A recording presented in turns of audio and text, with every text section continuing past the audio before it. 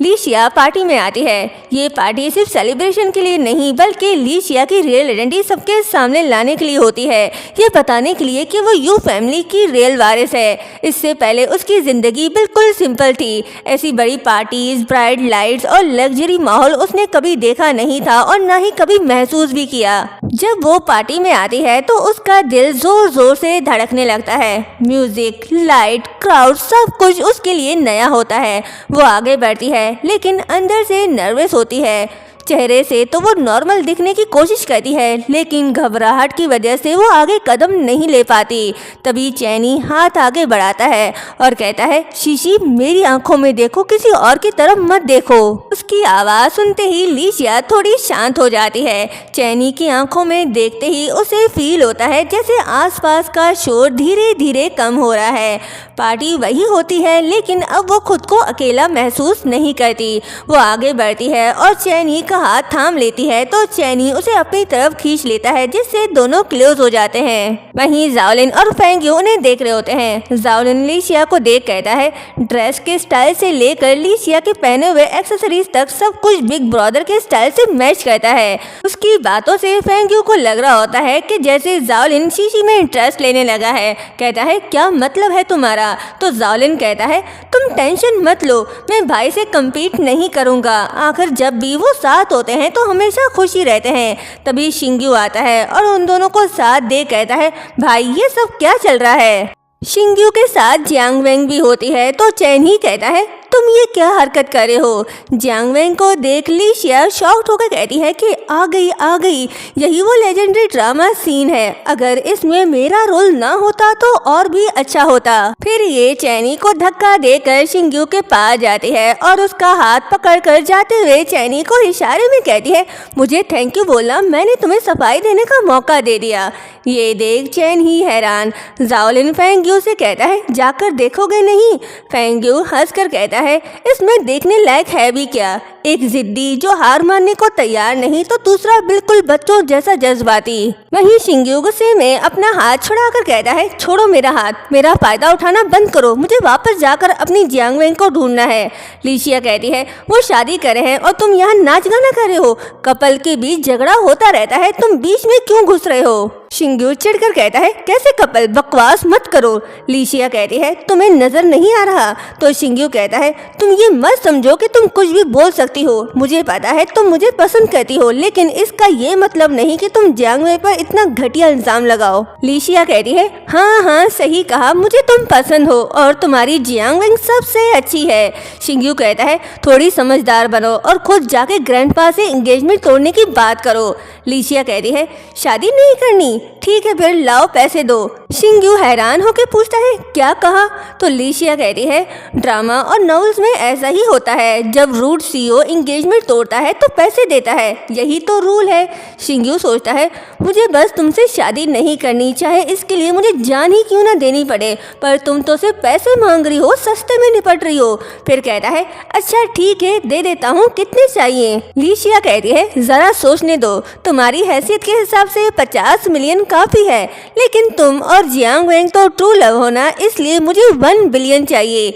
ये सुन शिंग्यू शॉक्ड, सस्ता महंगा पड़ गया। कहता है, तुम सीधा लूट क्यों नहीं लेती? लीशिया कहती है, मैं वही तो कर रही हूँ। शिंग्यू कहता है, ठीक है दे देता हूँ। तभी चैन ही वहाँ से गुजरता है तो शिंग्यू उसे रोक कहता है, भाई क्या आप अभी फ्री हो? चैन ही कहता है, हाँ बोलो क्या बात है? शिंग्यू हिचकिचाते हुए कहता है, मुझे 1 बिलियन उधार चाहिए। चैन ही ना सुनने का ड्रामा करता है, कहता है, क्या कहा? शिंग्यू फिर से कहता है, 1 बिलियन उधार चाहिए। चैनी कहता है, नहीं, इससे पहले क्या कहा तुमने? तो शिंग्यू कहता है, यही कि क्या आप फ्री हो?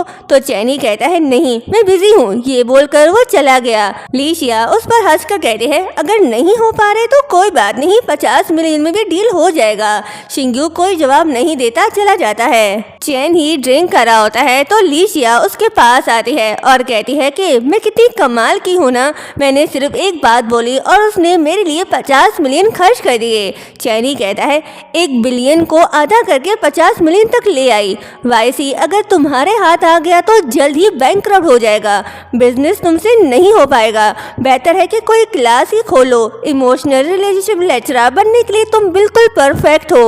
ये सुन ली शिया मुंह बनाकर कहती है अगर किसी दिन मुझे हार्ट अटैक आ गया तो उसमें आधा हाथ तुम्हारा ही होगा। वैसे तुम और जियांग वेंग का क्या हुआ, पैचअप हो गया? वैसे मैंने जानबूझकर तुम दोनों के लिए चांस क्रिएट किया था। ये सुन चैनी कहता है चांस क्रिएट? तुम्हारे अपने टेंशन कम है जो दूसरों के मामले में घुस रही हो। ली शिया कहती है सच में भलाई का जमाना ही नहीं रहा। फिर सोचती है लगता है इनका पैचअप नहीं हुआ इसलिए इतना चिढ़ा हुआ है।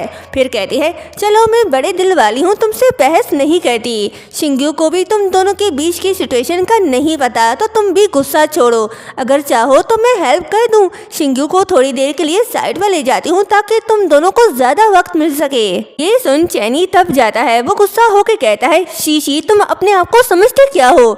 ली शिया सैड होके कहती है मैंने क्या किया? तो चैनी कहता है मेरे मामले में तुम्हें दखल देने की जरूरत नहीं। ये बोलकर वो गुस्से से वहाँ से चला गया। ली शिया कहती है तुम वाकई ना समझो। चैनी के रूड बिहेवियर से ली शिया काफी सैड होती है। वो ड्रिंक करी होती है और साथ रो भी रही होती है। तभी जाओलिन के पास नोटिफिकेशन आता है जिससे उसे पता चलता है कि शीशी की बॉडी हेल्थ ठीक नहीं, शायद ज्यादा पीली है।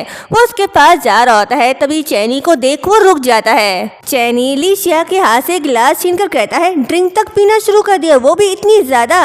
ली शिया कहती है तुम क्या समझोगे, ड्रिंक पीने से डोपामाइन बनता है, जितना ज्यादा पीती हूँ उतना ज्यादा फील होता है। चैनी पूछता है तुम खुश नहीं हो? ली शिया कहती है हाँ क्योंकि तुम मुझे तंग करते हो, हर वक्त मुझ पर इतना गुस्सा क्यों रहते हो? चैनी पूछता है तुम दुखी किस वजह से हो?